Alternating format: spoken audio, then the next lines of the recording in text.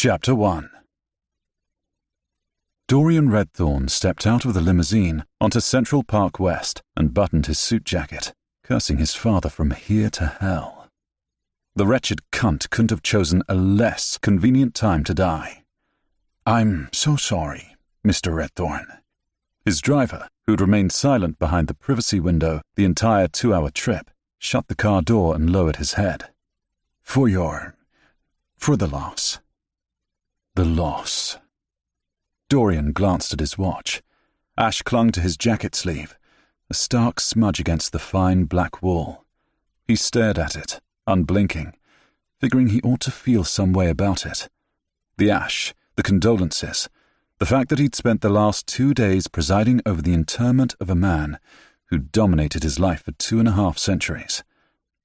But when he prodded his heart, he found only an iron gate, eternally locked. No, the death of his father wasn't a loss. It was a fucking complication.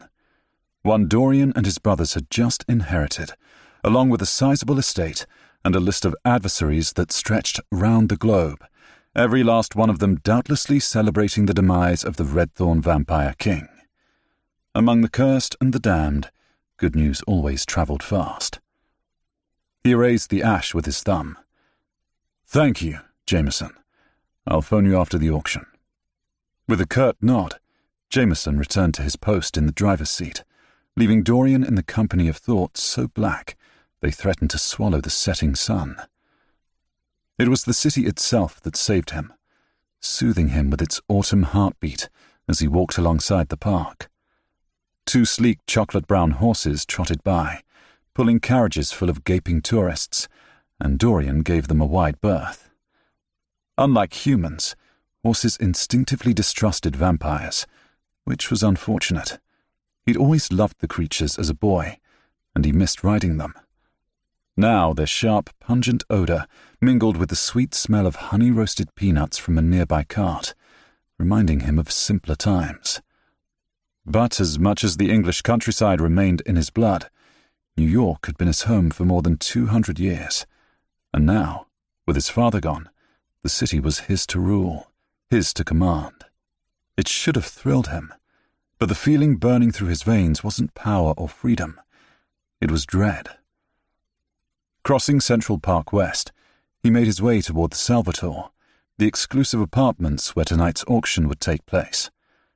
He'd just reached 73rd when the hairs on his arms lifted, the air around him thickening.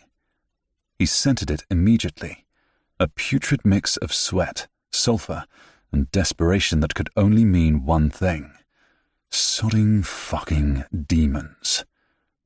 Dorian's hands tightened into fists. 100 miles north in Annandale-on-Hudson, smouldering in the crypts beneath Ravenswood Manor, the remnants of his father's corpse had just begun to cool.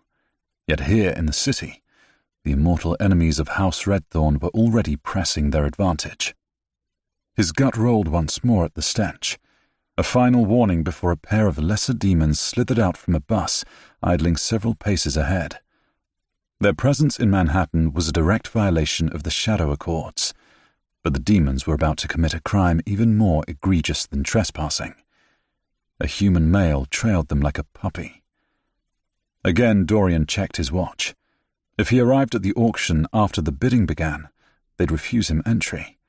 But he couldn't let demons poach a human soul in his father's territory. His territory. Not unless he wanted the whole of New York's supernatural underworld staging a coup. The demons were so drunk on their impending victory, they paid Dorian no mind, as he followed them down 74th and into a dark, narrow alley, wedged between a parking garage and an abandoned construction zone. "Where are we going?" the human asked his new friends. Poor bastard couldn't have been more than 20, fresh-faced in his dark purple NYU t-shirt, all too eager for whatever the demons were offering. Dorian pegged his accent as American Midwest. Indiana, perhaps. Briefly, he wondered if there were parents back home, a girlfriend waiting on a goodnight text. One of the demons, a guy with a face full of metal hoops, grinned. "Down here." Will it hurt?" the human asked. Dorian wanted to smack him.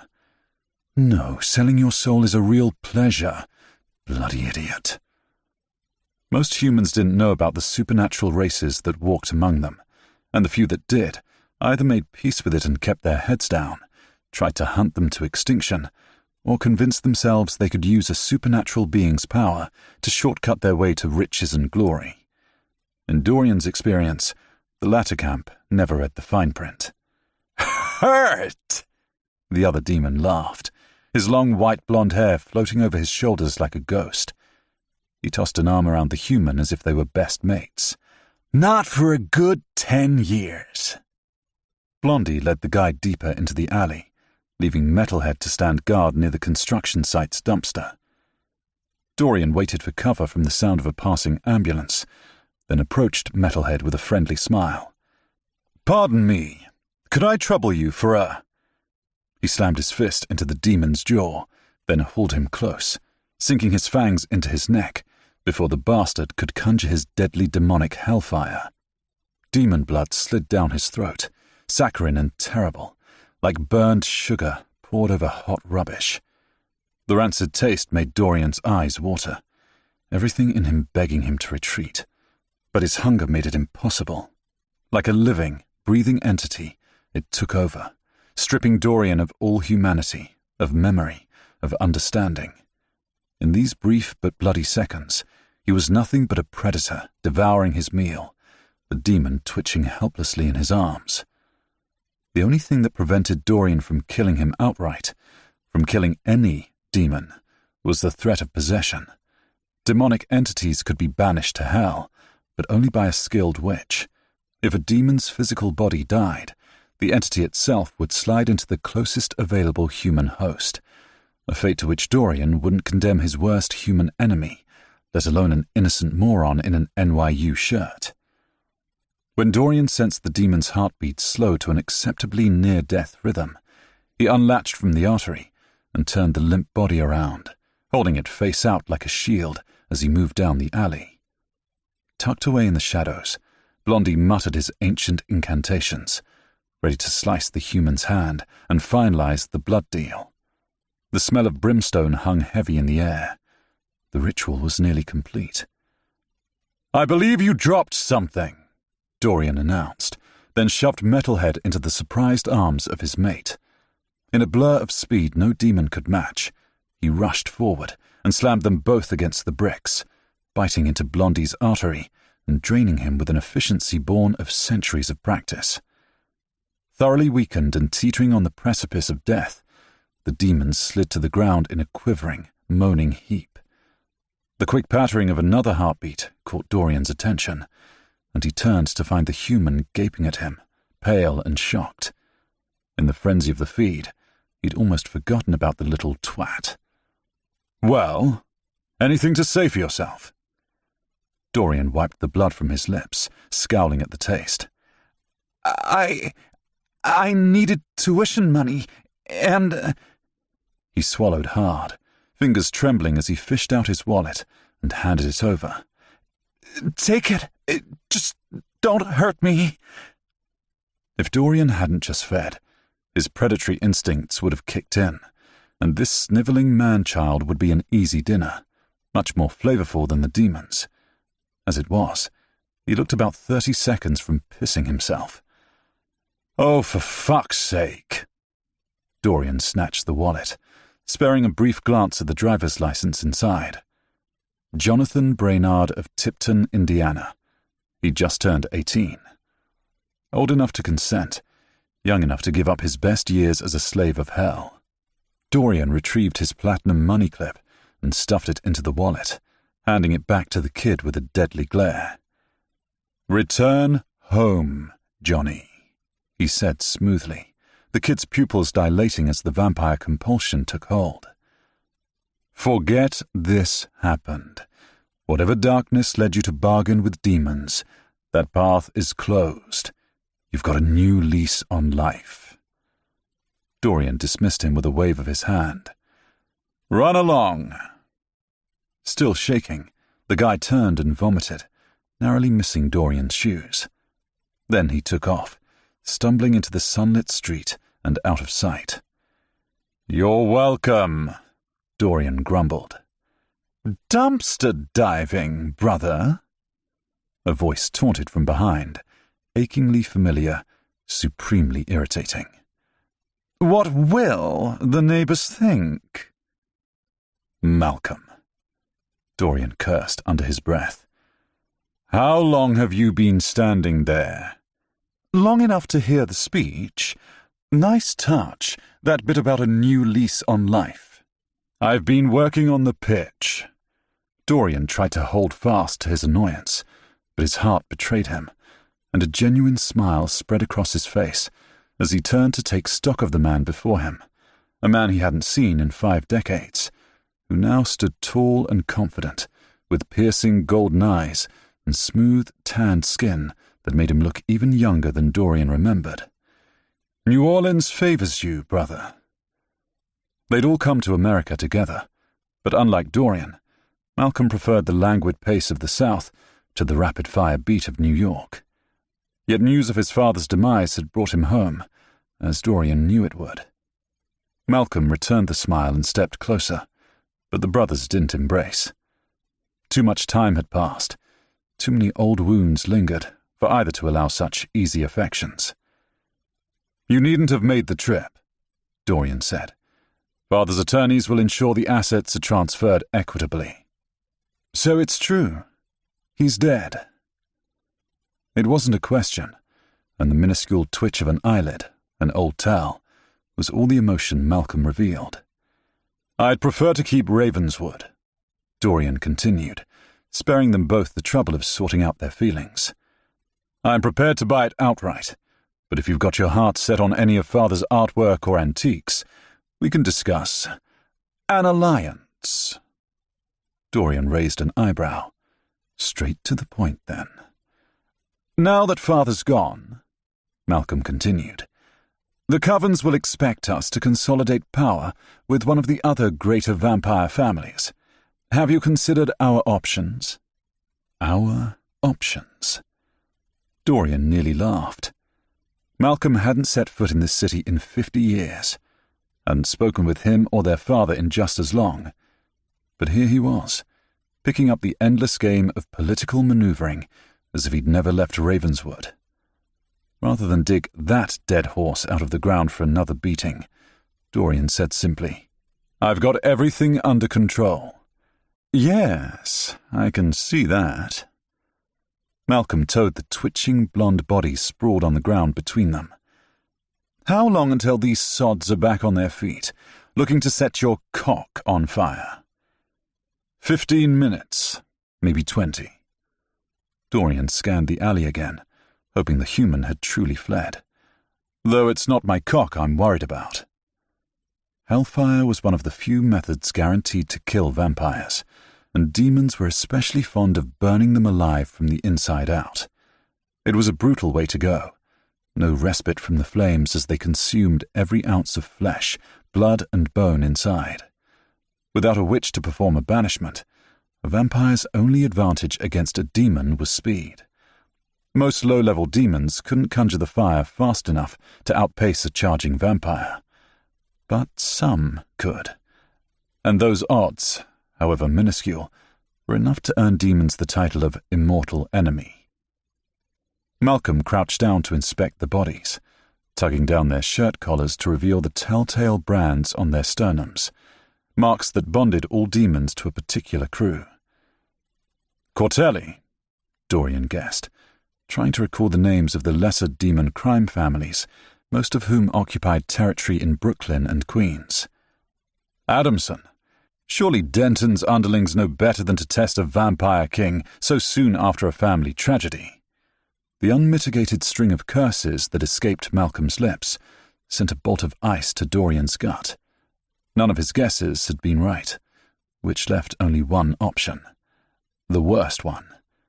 They weren't low-level demons looking to make a name for themselves. These pricks swore allegiance to Nikolai Chernikov, the most powerful, most ruthless demon in the city, one whose organization had been growing like a cancer, kept in check only by a mysterious, centuries-old agreement with a vampire who, as of this morning, was no more than a pile of dust and memory. Augustus Redthorn, their father. Malcolm stood, brushing the filth from his hands. "Remind me again how you've got things under control." "I spared a human soul from eternal damnation. I got a hot meal out of the arrangement, and no one had to die." Forcing a smile, Dorian kicked Metalhead's boot, unleashing a watery moan. "I'm calling that a win." "There are other ways, brother." Malcolm reached over to swipe an errant streak of blood from Dorian's cheek.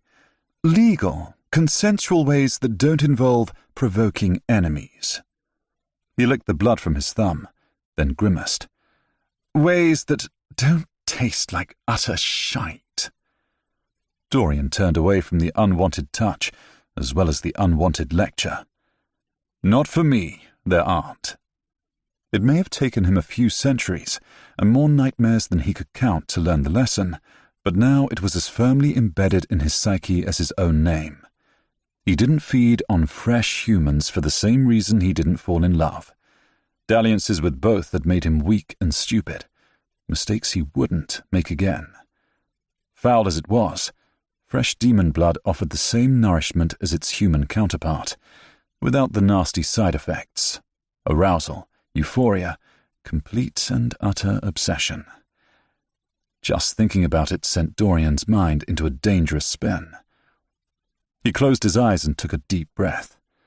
Eventually, word would reach Chernikov, and, Shadow Accord's violation be damned, this incident would come back to bite Dorian in the arse.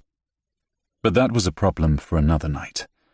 Tonight he had an annoying brother to ditch, a rare painting to acquire, and an equally rare bottle of single malt scotch to crawl into before he jerked himself off to sleep, putting the last 24 hours swiftly behind him. "My apologies," Dorian said, already making his way out of the alley. "I'm nearly late for an appointment. Are you staying at Ravenswood? Perhaps we might catch up another night." "An alliance makes sense, Dorian," Malcolm said, jogging to keep up. Stopping at a newsstand, he bought a bottle of sparkling water and a pack of mints, downing them both in quick succession. Neither relieved the sharp tang of demon blood from his senses. Unsurprising. In Dorian's experience, there was only one surefire cure for that. But it had been far too long since he'd had the pleasure of burying his face between a woman's thighs, and he doubted tonight would end any differently. "With father gone," Malcolm continued, "and no witch bound to our line—" "Careful, brother. In this city even the gargoyles have ears." In truth, Dorian was less concerned about spies than he was about entertaining his brother's endless quest for power. Dorian was the eldest.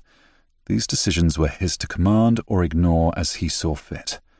Malcolm had always struggled to remember it, which was a fine oversight while he built his empire in the bayou, but less fine when he brought his aspirations north. They walked in tense silence for the last 2 blocks. Then Dorian spotted the blood-red awning marking the entrance to the Salvatore, a massive double-tower, 30-story apartment building on Central Park West.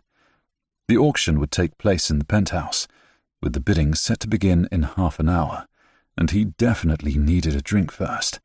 A real drink. It left precious little time for chit-chat with Malcolm. Thank the devil's cock for small favours. He stepped through the opulent glass-front entry, hoping Malcolm would fuck off back to Ravenswood and spare him the headache of further spectacle. But even that was too much to ask, as his younger brother followed him into the lobby, footfalls echoing on the gleaming marble floor. A doorman inquired about their business, but Dorian sent a wave of compulsion his way, and the man returned to his station, content to let the vampires pass. "There are but 4 of us left," Malcolm said, trailing him to the elevator bay. 4 royal vampires standing against an entire city of demons, witches, and lesser bloodsuckers who'd sell us to the highest bidder without a second thought. Let them try. Dorian hit the button for the penthouse elevator. The last vampire who crossed. Movement at the lobby doors silenced him, and Dorian turned to assess the newcomer. Everything about the moment changed, the darkness and dread that surrounded him parting like a heavy curtain to reveal the light. The woman stepped into an alcove at the front of the lobby, her smile bright, her laughter floating to his ears like a symphony. "Evoking veto power," she was saying into her cell phone. "Those are terrible choices." A pause, then she laughed again. "No, I said you can pick any movie as long as it's not about vampires." Another pause. "Because I want to watch normal people fall in love and mash their faces together. God, you're obsessed." Dorian smiled, wondering what she'd say if she knew the vampires of this century's bubblegum books and movies were nothing like the real thing, especially when it came to, quote, mashing their faces together. "I'll be home as soon as I can ditch this work thing," she said. 9 o'clock, 10 tops. "Not if I have anything to say about it, love." She put the phone away, and Dorian watched in abject fascination as she removed a mirror from her purse and checked her makeup and hair, brow furrowed as she smoothed back an errant auburn lock. Her movements stirred the air, carrying her scent. Citrus and vanilla, with a hint of something all her own. After 2.5 centuries walking the earth, Dorian had enjoyed his share of beautiful women, but something about this one captivated him in ways he'd never before experienced and couldn't begin to explain. "Dorian, we need to discuss." He cut his brother off with a raised hand, attention still fixated on the woman. Her sweet summer scent intoxicated him, the soft beat of her heart pulling him into a deep trance.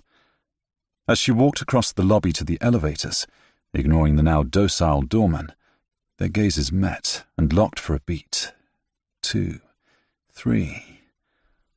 Dorian inhaled sharply. Behind her coppery eyes, beneath the sunshine and light, darkness gathered like a storm on the horizon, stirring a terrible, ancient longing inside him. Mine. After what felt like an eternity, the woman averted her eyes and headed into the waiting elevator, tapping the button for her floor, but not before granting him the faintest, rose-colored smile and a shiver she tried desperately, unsuccessfully, to suppress. Dorian's lips curved in response, his mouth watering, predatory instincts flaring as thoughts of the woman's soft skin invaded his consciousness. The taste of demon blood lingered in his throat, but perhaps he'd get to sample some of that surefire remedy tonight after all. His cock stirred at the thought. He took a step toward her, but a solid grip on his shoulders stopped him in his tracks, and the elevator doors closed, ferrying her away. Dorian wheeled on his brother, fully intending to hit him with the same right hook he'd given the overly pierced demon. But the look in Malcolm's eyes stayed his hand, and he lowered it to his side, letting out a deep sigh instead. "Bloody hell, Mac," he said. "You show up after 50 years. What did you think would happen? We'd pop over to the nearest pub, grab a few pints, and reminisce about the good times." Malcolm's face reddened. "I'm here to see to Father's affairs, to ensure our longevity." "That is not your responsibility." "Whose then? Yours?" He practically sneered. "We're alone, Dorian. Father is dead. Without him, the few allies who remained loyal to House Redthorn will turn, if they haven't already. Our power is waning. How long until we can no longer walk in the daylight? Until we can no longer pass as human, without a witch or an alliance?" Malcolm shook his head, frustration and disappointment warring in his eyes. "If you see an alternate ending to this fairy tale, I'm all ears. What I see is a washed-up vampire prince attempting to manipulate his eldest brother with guilt and melodrama. I assure you, I'm moved by neither." The elevator returned, and he stepped inside, hitting the button for the penthouse. "Dorian! This isn't—" "Don't wait up," he said, smiling at his brother as the elevator doors began to close. "Colin and Gabriel," Malcolm blurted out. "They've already arrived at Ravenswood. They're expecting us to return together." Dorian held his smile despite the fresh pit opening up in his stomach. "Tell them not to wait up either. Your family needs you, Dorian." Silence. It wasn't until the elevator doors closed and the lift began its silent ascent that Dorian dropped his grin. Reality hit him then, a wrecking ball straight to the chest. It wasn't the hush of his father's final breaths. It wasn't the scrape of the match against the flint, the blaze of the fire as it consumed the corpse, the fetid stench of it all. It wasn't preparing paperwork for the attorney, or receiving the condolences from his driver, or wiping his father's ashes from the sleeve of his bespoke Italian suit. It was this moment, right now, when Dorian finally understood. This moment, when the brother he taught to read and write and shoe a horse looked into his eyes with the pain of 1,000 regrets and spoke the words that had plagued Dorian's nightmares for centuries. Your family needs you. Malcolm, Colin, Gabriel. All that remained of his once expansive family, bound to him first by blood, second by love, and lastly by the brutal legacy none of them, no matter how far they'd scattered, no matter how many years had passed, could ever outrun. The king is dead. Long live the king. The vampire royals of New York have returned. Dorian's chest squeezed tight, forcing out a ragged breath, and a single utterance that encapsulated the entirety of his thoughts. Well, fuck. Chapter 2.